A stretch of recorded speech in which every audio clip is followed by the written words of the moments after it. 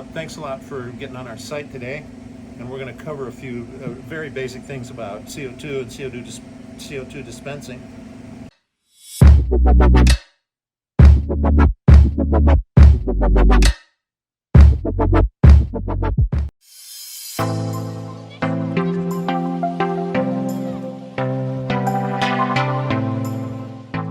How much pressure is actually here when we're using it.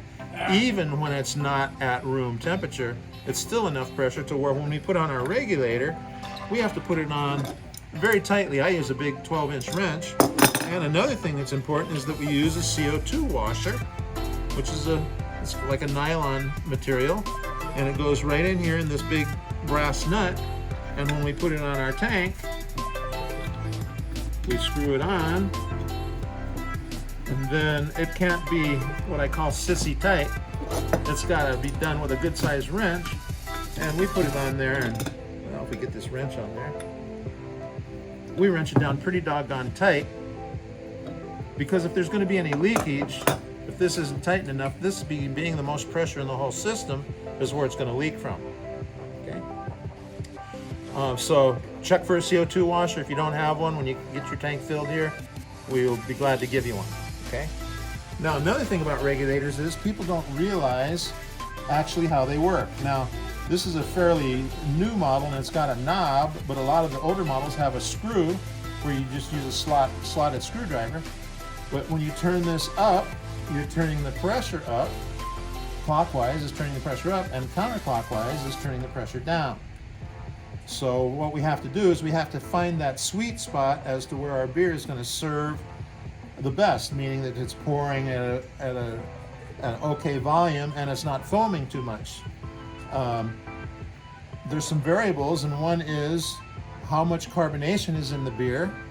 Another one is the length of line from the keg to the faucet. The more line we have, the more resistance we have. Therefore, we can turn the regulator up a little bit higher and still have a nice pour.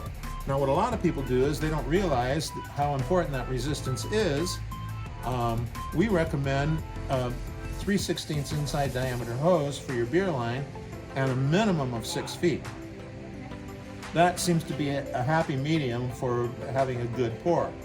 Now, if we have too short a line, that means we'd have to turn our regulator down to, let's say, 3 or 4 pounds per square inch. And what happens there is we might get a good pour, but there's not enough head pressure on the beer that's inside the keg. Therefore, eventually CO2 will come out of solution and cause our beer to go flat.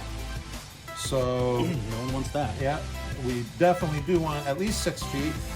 Now, there's also a lot of people who on the internet say that, well, if you're having foam problems, that you should have up to 12 or 15 or 20 feet of hose.